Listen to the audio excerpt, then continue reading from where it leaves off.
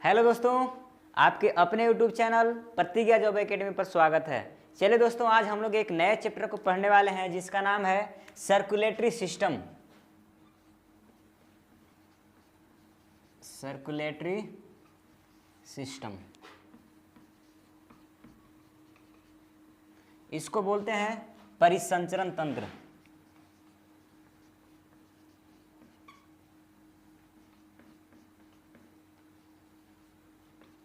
परिसंचरण तंत्र को पढ़ने वाले हैं। तो सर्कुलेटरी सिस्टम में क्या होता है?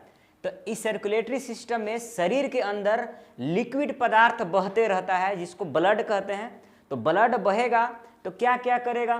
तो ब्लड बहेगा तो ग्लूकोज और वैसा आवश्यकता वाला चीज को लाएगा, पूरे एक जगह से दूसरी जगह पहुंचाएगा जो हमारे शरीर में यूज होना है, और हानिकारक पदार्थ को उस जगह तक पहुंचाएगा जो शरीर से बाहर निकल सके। तो सर्कुलेटरी सिस्टम में बस यही चीज होता है। क्या होता है कि इसमें जो ब्लड है, ब्लड क्या करता है कि ब्लड आवश्यकता वाला चीज़ों को, आवश्यकता वाले चीज़ों को सभी जगह पहुंचाना,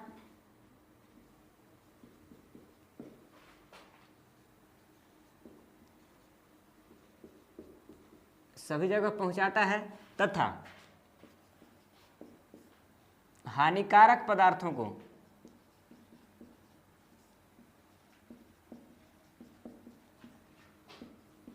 उस जगह पर पहुंचाता है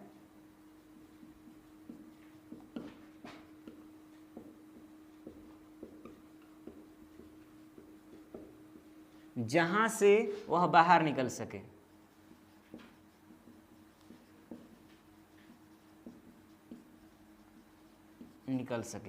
तो उत्सर्जन तंत्र में क्या होता है? शरीर में जैसे ग्लूकोज, आवश्यकता वाला चीज हम लोग के लिए क्या है? ग्लूकोज है। तो ग्लूकोज शरीर में एनर्जी बनाने के लिए पूरे शरीर में घूमता है। तो पूरे शरीर में घुमाता कौन है? तो पूरे शरीर में ब्लड घुमाता है। हम लोग पूरे शरीर में एनर्जी जरूरत है, तो सभी जगह ग्लूकोज घूमेगा, एनर्जी देगा। लेकिन कुछ कुछ हानिकारक पदार्थ भी ब्लड के साथ में घूमते हैं, जैसे में यूरिया। तो यूरिया घूमते घूमते घूमते घूमते वैसा जगह पर पहुंचाएगा ब्लड, हानिकारक पदार्थों को उस स्थान पर पहुंचाएगा जहां से वो बाहर निकल सके, मतलब किडनी के पास पहुंचाएगा और किडनी छान करके यूरिया को बाहर निकाल देगा। तो वैसे बहुत जगह है जहां से हानिकारक पदार्थ बाहर निकलते हैं। तो ब्लड का यही काम है, बढ़िया चीज को सभी जगह पहुंचाना, जो हानिकारक पदार्थ है उसको उस स्थान तक पहुंचाना जहां से वो बाहर निकल सके। तो चलिए अब हम लोग देखने वाले हैं जो सर्कुलेटरी सिस्टम है, परिसंचरण तंत्र है, ये कितने प्रकार के होते हैं। तो यहाँ पर लिख देता है CS, मतलब सर्कुलेटरी सिस्टम। ये होता है 2 प्रकार का। ये कितने प्रकार का होता है? 2 प्रकार का। एक होता है यहाँ पर वाटर सर्कुलेटरी सिस्टम, जल परिसंचरण तंत्र। जल परिसंचरण तंत्र, वाटर सर्कुलेटरी सिस्टम, CS का मतलब सर्कुलेटरी सिस्टम। तो वाटर सर्कुलेटरी सिस्टम, जल परिसंचरण तंत्र। दूसरा क्या होगा? Blood circulatory system.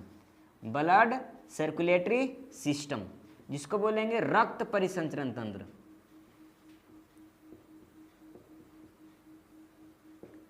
रक्त परिसंचरण तंत्र। अब समझिएगा, तो वाटर यानी जल परिसंचरण तंत्र की बात करें तो वैसा जीव जिसके शरीर में ब्लड के जगह पर पानी बहता होगा, पानी प्रवाहित हो रहा होगा, यही पानी जो होगा सत्ता वाली चीज को पहुंचा रहा होगा, हानिकारक चीज को मतलब पहुंचा रहा होगा सभी जगह। तो ये मतलब ब्लड जैसा काम कौन कर रहा होगा? पानी कर रहा होगा। इन लोग के शरीर में ब्लड रहता ही नहीं है, पानी रहता है। तो कौन वैसा जीव है जिसमें जल परिसंचरण तंत्र पाया जाता है? तो यहां पर जैसे में लिख लीजिए हाइड्रा और स्पॉन्ज। स्पॉन्ज, इसको स्पंज कहते हैं हिंदी में, और दूसरा नंबर पे कौन है? हाइड्रा। तो हाइड्रा और स्पॉन्ज 2 ऐसे जीव हैं जिसमें जल परिसंचरण होता है, यानी रक्त की जगह, ब्लड की जगह इन लोग के शरीर में क्या बहता है? पानी बहता है। ब्लड की जगह पर क्या बहता है? पानी बहता है। इन लोग के शरीर में पानी बहता है। ठीक है। अब हम लोग देखने वाले हैं रक्त परिसंचरण तंत्र यानी ब्लड सर्कुलेटरी सिस्टम। इसमें क्या बहेगा? इसमें रक्त बहेगा, रक्त बहता है। अब ये भी 3 प्रकार के होता है। ये भी कितने प्रकार का? 3 प्रकार का। ये भी 3 प्रकार के होता है। ब्लड सर्कुलेटरी सिस्टम में ब्लड बहता है, और ये भी 3 प्रकार के ब्लड सर्कुलेटरी सिस्टम भी कितने प्रकार का? 3 प्रकार का। एक होता है open blood circulatory system, open blood circulatory system यानी खुला। ओपन का मतलब क्या होता है? खुला। तो खुला रक्त परिसंचरण तंत्र, खुला रक्त परिसंचरण तंत्र, वैसा परिसंचरण तंत्र, वैसा जीव जिसके शरीर में ब्लड एकदम खुला बह रहा होगा, नस के द्वारा नहीं बह रहा होगा, तो वैसे को हम कहेंगे कि खुला रक्त परिसंचरण तंत्र के अंतर्गत आएगा। अब इसके बाद आएगा close, close blood circulatory system, इसको बोलेंगे बंद रक्त परिसंचरण। दूसरा क्या होता है? क्लोज ब्लड सर्कुलेटरी सिस्टम यानी बंद रक्त परिसंचरण तंत्र, इस नस के द्वारा इसमें बहेगा। वैसा जीव जिसमें ब्लड नस के द्वारा बहेगा तो उसको बोलेंगे बंद रक्त परिसंचरण तंत्र। वैसा जीव जिसके शरीर में ब्लड एकदम खुला बहेगा, तो खुला बहेगा बिना नस के, तो उस जीव के हम बोलेंगे कि वो जीव कैसा परिसंचरण तंत्र करता है? तो खुला रक्त परिसंचरण तंत्र करता है। और एक होता है मिक्स्ड, मिक्स्ड यानी मिश्रित रक्त परिसंचरण तंत्र, mixed blood circulatory system, circulatory system, इसको बोलेंगे मिश्रित, मिश्रित रक्त परिसंचरण तंत्र। तो यह है मिश्रित, एकरा में दोनों पाया जाएगा, मतलब ओपन भी रहेगा, क्लोज भी रहेगा। तो अब हम जैसे में एक जंतु को भी देख लेते हैं। तो ओपन यानी बिना नस वाला कौन जीव होगा जिसमें बिना नस के ब्लड बहेगा पूरा, गुब्बारा जैसा। जैसे गुब्बारा में आप लोग क्या करिएगा कि पानी डाल के देखिएगा, अगर डालिएगा फिर इसको इसे उल्टा करिएगा तो हचाक से पानी आ जाएगा।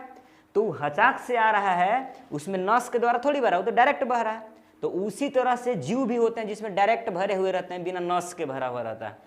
तो उस ब्लड सर्कुलेटरी सिस्टम को हम बोलते हैं खुला रक्त परिसंचरण तंत्र।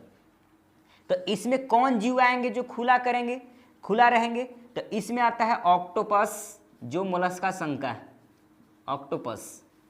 इसके साथ साथ इसमें और कौन आएंगे? तो कॉकरोच आएंगे, कॉकरोच, कॉकरोच जो आर्थ्रोपोडा संघ का, कीट, जितने भी कीट होंगे सब इसमें आ जाएंगे। जैसे में चींटी हो गया, कॉकरोच, चींटी, मच्छर, मच्छर को देखेंगे मार करके, मारेगा तो हचाक से पूरा लग जाता है ब्लड। क्यों? क्योंकि उसमें नस नहीं है, वो डायरेक्ट जमा एक जगह ब्लड जैसा, मारे फचाक से फेंक दिया। तो वो क्या है? खुला ब्लड सर्कुलेटरी सिस्टम है। तो जितने भी कीट होंगे, तितली और कॉकरोच, चींटी, जितने भी मच्छर, मक्खी, सब आएंगे कौन में आएंगे? सब ओपन ब्लड सर्कुलेटरी सिस्टम में आएंगे। इसके साथ साथ ऑक्टोपस, ये मोलस्का संघ का है, घोंघा और ऑक्टोपस, सीपी, सब आ जाएंगे किसमें? ओपन ब्लड सर्कुलेटरी सिस्टम में। तो यहाँ पर 2 एग्जाम्पल याद रखिए, कीट वाला, पूरा कीट इसमें आ जाएगा, कीट पतंग सब छोटे छोटे कीड़े इसमें आ जाएंगे। इसके बाद ऑक्टोपस इसमें आ जाएंगे। अब क्लोज वाला किसमें, किसको कहेंगे? जो किससे बह रहा होगा? नस के द्वारा बह रहा होगा। तो मनुष्य इसमें आ जाएगा, मनुष्य, गाय, भैंस, बकरी, सुअर सब इसमें आ जाएगा, स्तनधारी सब आ जाएंगे। तो इसमें एक एग्जाम्पल याद रखिए, मनुष्य, मनुष्य नस के द्वारा बहता है, बंद में क्या बहेगा? नस के द्वारा बहेगा, और इसमें बिना नस के बहेगा। खुला में तो इसमें नस भी रहता है और बिना नस का भी रहता है। इसको मिश्रित वाला के यहाँ देख लेते हैं। जैसे मछली बना दिए हैं, देखिए यही मछली है, ये देखिए ये मछली है, लग तो नहीं रहा लेकिन है। ये जो मछली है यहाँ पर भी देखिए इस तरह से। तो ये जो मछली है, ये जो मछली है यहाँ पर क्या होता है कि इसके बीच में ओपन भरा हुआ रहता है, खुला भर देते हैं, खुला ब्लड इसमें भरा हुआ रहता है, ओपन। लेकिन इसके जो पंख है यहाँ पर नस के द्वारा भरा हुआ रहता है, यानी क्लोज। ये देखिए पंख है, यहाँ पर कैसे भरा हुआ रहता है? नस के द्वारा। तो 2 टाइप से भर दिए ना, तो इसलिए इसको बोलते हैं कि मिक्स है, यानी मिश्रित रक्त परिसंचरण तंत्र है। तो इसमें कौन आएगा? मछली आ जाएगा, मिश्रित का एग्जाम्पल क्या हो जाएगा? तो मिश्रित का एग्जाम्पल हो जाएगा मछली। इसके पंख में क्लोज यानी नस के द्वारा, ये वाला, और इसके बीच में ओपेन यानी ये वाला। तो ये दोनों इसमें पाया जाता है, किसमें? मछली में। तो ये किस में आ जाएगा? मिश्रित रक्त परिसंचरण तंत्र। हाँ, तो दोस्तों अब हम लोग देखने वाले हैं ब्लड यानी खून। खून, लहू और इसको रक्त भी कहा जाता है, 3 नाम से इसको जाना जाता है। तो ये जो मानव शरीर में जो रक्त है इसके बारे में समझने वाले हैं ना। तो देखिएगा, रक्त एक प्रकार का क्या है? तो एक प्रकार का ऊतक। ऊतक किससे बना होता है? तो ये छोटे छोटे छोटे कोशिका मिलकर के ऊतक का निर्माण करते हैं। तो एक प्रकार का जो ब्लड है, एक प्रकार का क्या है? तो ऊतक है, टिश्यू है। अब कैसा ऊतक है? तो पूरे शरीर को जोड़ करके रखने वाला है। शरीर आप लोग ब्लड पूरा क्या करता है? शरीर को जोड़ कर रखता है। तो इसलिए इसको बोलेंगे कि ये संयोजी ऊतक है, जोड़ने वाला ऊतक है। इसके साथ साथ ये लिक्विड होता है, तरल होता है। तो इसीलिए हम ब्लड को कह सकते हैं कि यह लिक्विफाइड कनेक्टिव टिश्यू है, यानी तरल संयोजी ऊतक है। तरल संयोजी ऊतक है, तरल संयोजी ऊतक है। एक प्रकार का क्या है? ये ऊतक है, टिश्यू है। तो कैसा टिश्यू है? कनेक्ट करके रखने वाला टिश्यू है। और कैसा अवस्था में है? लिक्विड अवस्था में है। तो इसीलिए इसको हम कहते हैं खून को, कि खून कैसा है, कौन सा ऊतक है? तो तरल संयोजी ऊतक है। ठीक है। अब देखिएगा, ये जो ब्लड है, ब्लड का लाल रंग किसके कारण, लाल रंग किसके कारण होता है? ब्लड का लाल रंग किसके कारण? तो ब्लड में पाया जाता है हीमोग्लोबिन। हीमोग्लोबिन, यही हीमोग्लोबिन ब्लड में पाया जाता है। हीमोग्लोबिन के चलते ही क्या होता है? लाल होता है। अब हीमोग्लोबिन में क्या क्या चीज पाया जाता है? तो यहाँ पर याद रखिएगा, हीमोग्लोबिन में दो चीज से मिलकर के हीमोग्लोबिन बना है। पहला है हीमेटिन। ये हीमेटिन क्या है? तो एक प्रकार का ये वर्णक है। वर्णक क्या होता है? रंग देने वाला, कलर देने वाला, यही इसको कलर देता है लाल रंग, हीमेटिन। और दूसरा होता है ग्लोबिन। तो हीमेटिन और ग्लोबिन दोनों मिलकर के क्या बनाया है? हीमोग्लोबिन बनाया है। ये ग्लोबिन क्या है? तो ग्लोबिन रहता है प्रोटीन। अकेले ग्लोबिन 96% पाया जाता है और 4% वर्णक होता है, जिसको हम बोलते हैं हीमेटिन। तो हीमेटिन और ग्लोबिन दोनों मिलकर के क्या बनाया है? हीमोग्लोबिन। अब ये वर्णक है, रंग देने वाला है। तो हीमेटिन में क्या पाया जाता है जो रंग देता है, लाल कलर देता है? तो इसमें पाया जाता है हमारा लोहा, आयरन। इसमें पाया क्या जाता है? आयरन पाया जाता है।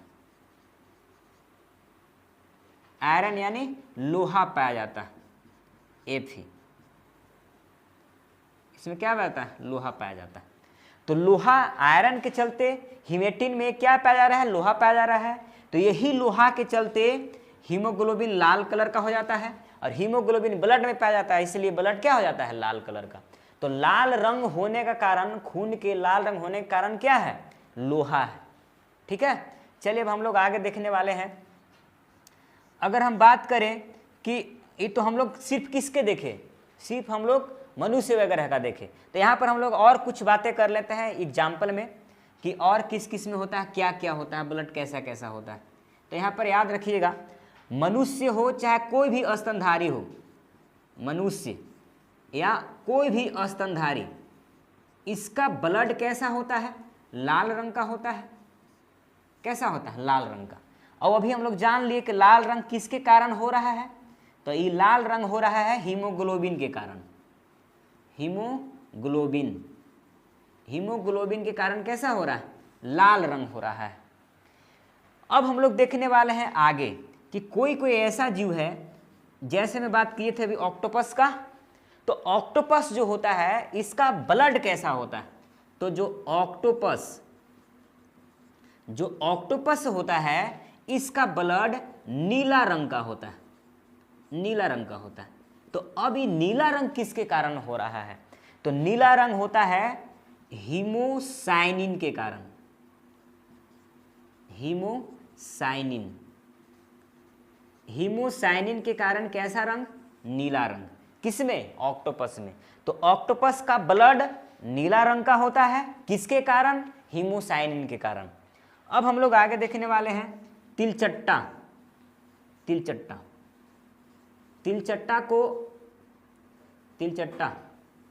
इस तिलचट्टा को कॉकरोच भी कहते हैं। और इस तिलचट्टा में ब्लड कैसा होता है? तो तिलचट्टा का ब्लड सफेद कलर का होता है, यानी व्हाइट होता है, सफेद रंग का होता है। तिलचट्टा का ब्लड कैसा? सफेद। किसके कारण? तो ई होता है हीमोलिम्फ के कारण। हीमोलिम्फ, तो हीमोलिम्फ के कारण जो तिलचट्टा है इसका ब्लड कैसा हो जाता है? सफेद कलर का। अब एक और यहां पर देख लीजिए, पिनवार्म। एक जीव है जिसका नाम है पिनवार्म। ये जो पिनवार्म है इसका ब्लड गुलाबी कलर का होता है, पिंक कलर का होता है, पिंक। और पिंक बोले तो गुलाबी। तो ये गुलाबी कलर का हो रहा है ब्लड किसमें? पिनवार्म में। तो पिनवार्म एक जीव है जिसका ब्लड गुलाबी कलर का होता है। तो गुलाबी कलर किसके कारण हो रहा है इसका ब्लड? तो हीमोरिथ्रिन के कारण। हीमोरिथ्रिन के कारण इसका ब्लड कैसा हो रहा है? गुलाबी कलर का हो रहा है। तो एक बार फिर से यहां पर समझ लीजिए, मनुष्य का कोई भी स्तनधारी का ब्लड लाल किसके कारण? जितने भी जीव होंगे जिसका ब्लड लाल हो रहा होगा सब हीमोग्लोबिन के कारण। लेकिन ऑक्टोपस का ब्लड कैसा? नीला। किसके कारण? हीमोसाइनिन के कारण। तिलचट्टा का ब्लड कैसा? सफेद। किसके कारण? हीमोलिम्फ के कारण। पिनवार्म का ब्लड कैसा? गुलाबी कलर का। किसके कारण? हीमोरिथ्रिन के कारण। लड़कियों का फेवरेट है ये पिंक कलर। तो चलिए हम लोग अब देखने वाले हैं खून के यानी ब्लड के प्रकार। तो ये जो खून होता है, ब्लड होता है, ये दो पार्ट में बटे होते हैं। दो पार्ट में इसको हम लोग बांट देते हैं। पहला होता है लिक्विड पार्ट। लिक्विड पार्ट यानी इसको हम बोल सकते हैं द्रव। लिक्विड पार्ट यानी द्रव भाग। और दूसरा को बांट दे रहे हैं सॉलिड पार्ट। ठोस भाग। तो दो भाग में इसको बांट दिए, एक लिक्विड भाग और एक सॉलिड भाग। लिक्विड भाग जो होता है इसको कहा जाता है प्लाज्मा। इसको क्या बोलते हैं? प्लाज्मा कहते हैं। लिक्विड वाला भाग, ब्लड में जो लिक्विड भाग होता है इसको प्लाज्मा कहा जाता है। और ये अकेले ब्लड में 55% होता है। अकेले कितना होता है? 55%। यहाँ से परसेंट भी पूछता है, याद रखिएगा। प्लाज्मा ब्लड में अकेले 55% होता है। अब इस सॉलिड वाला भाग है इसको क्या कहेंगे? तो सॉलिड वाला भाग को बोलते हैं ब्लड कार्पल्स।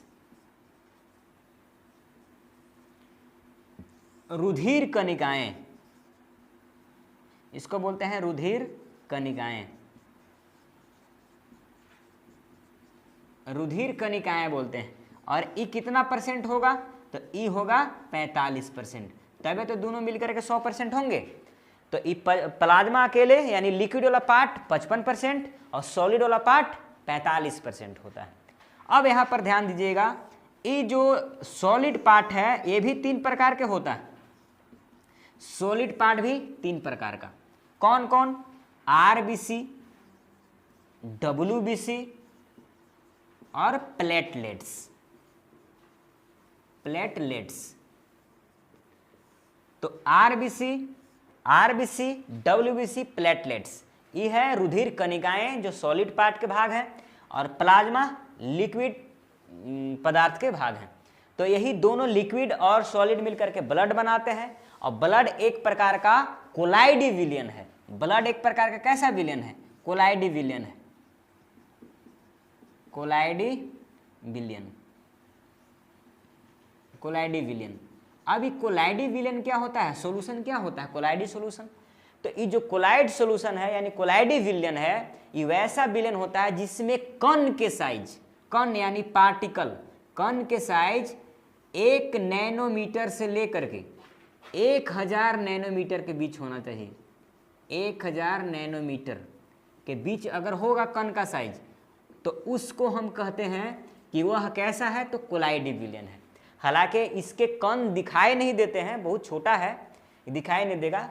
तो इसकी कण के साइज कितना होना चाहिए, 1 नैनोमीटर से लेकर के 1000 नैनोमीटर के बीच होना चाहिए, उसको हम कहते हैं कोलाइडी विलयन। और कोलाइडी विलयन 3 प्रकार के होता है, केमिस्ट्री में आप लोग को होगा। वास्तविक विलयन जिसका कण का साइज 1 नैनोमीटर से भी कम होता है उसको बोलते हैं वास्तविक।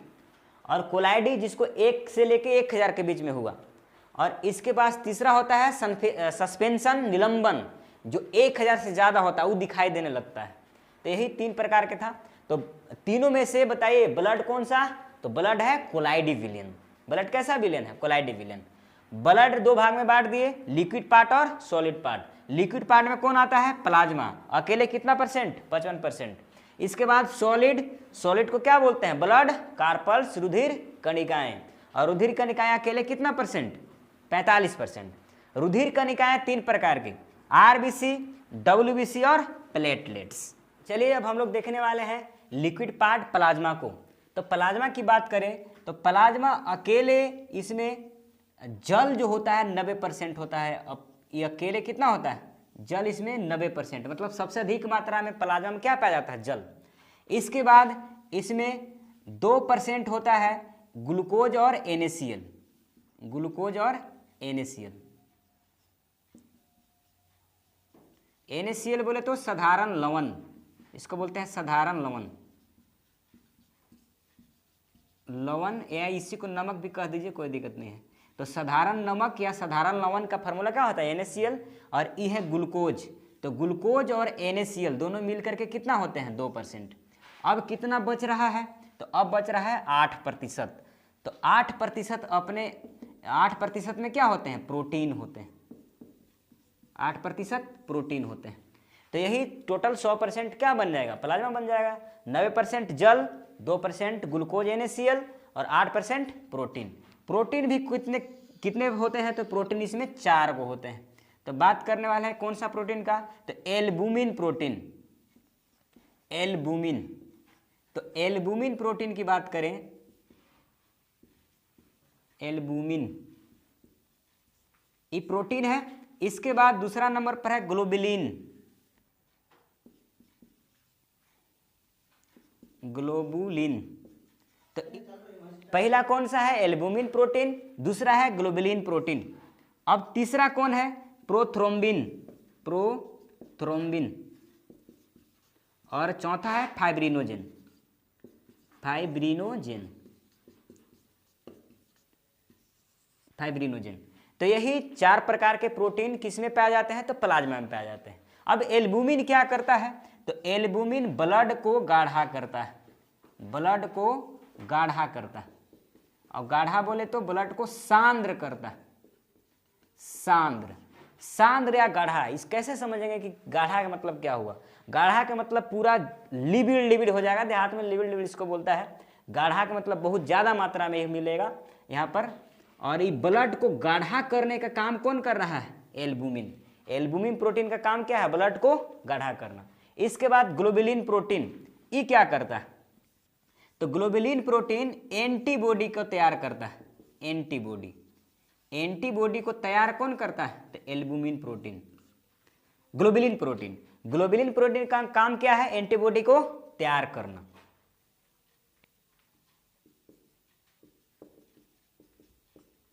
एंटीबॉडी को तैयार करना। चलिए अब देखने वाला है प्रोथ्रोम्बिन और फाइब्रिनोजेन। तो प्रोथ्रोम्बिन और फाइब्रिनोजेन की बात करें तो ये दोनों का काम है ब्लड को क्लॉट करना, blood clotting, blood clotting. Blood clotting करता है यानी रक्त का थक्का जमाता है, रक्त का थक्का। ये दोनों का काम क्या है, ब्लड क्लॉटिंग करना यानी रक्त का थक्का जमाना। कहीं भी कट गया तो ब्लड क्लॉट हो जाएगा, तब तो बहने के लिए रुकेगा। तो बाहरी कटने के बाद जो ब्लड बहते बहते फिर रुक जाता है, तो रोकता कौन है, तो यही दोनों प्रोटीन होता है, प्रोथ्रोम्बिन और फाइब्रिनोजेन। यही ब्लड को क्या कर देता है, क्लॉट कर देता है, जिससे ब्लड बहना रुक जाता है। अब देखिएगा यह प्रोटीन, यही सारा चीज है। अब अगर हम बात करें कि प्रोथ्रोम्बिन और फाइब्रिनोजेन को अगर हम प्लाज्मा से हटा दें तब क्या होगा, तब ब्लड तो क्लॉट नहीं होगा। तो जब ब्लड क्लॉट नहीं होगा, ये दोनों के हटाने पर, अगर हम हटा दें तो हटाने पर ये दोनों नहीं रहेगा तो ब्लड नहीं जमेगा। तो इस बीमारी को कहते हैं सीरम। इसको क्या कहते हैं, सीरम। सीरम में ब्लड नहीं जमता, ब्लड नहीं जमता, क्योंकि जमाने वाला तो प्रोटीन है ही नहीं। अब हम लोग देखने वाले हैं कि प्लाज्मा करता क्या है, इसका काम क्या है। तो प्लाज्मा की अगर हम कार्य की बात करें, किसकी कार्य देख रहे हैं, प्लाज्मा का। तो प्लाज्मा के क्या कार्य है, ग्लूकोज का परिवहन करना। ग्लूकोज को पूरे शरीर में पहुंचाने के काम कौन करता है, तो यही प्लाज्मा करता है। इसके साथ साथ ये ब्लड का पीएच वैल्यू भी बनाए रखता है। तो ब्लड का पीएच वैल्यू कितना होता है, तो ब्लड का पीएच वैल्यू 7.4 होता है। तो 7.4 से न ज़्यादा होने देगा न कम होने देगा, कौन, प्लाज्मा। तो ब्लड का पीएच वैल्यू 7.4 बनाए कौन रखता है, तो ये है हमारा प्लाज्मा।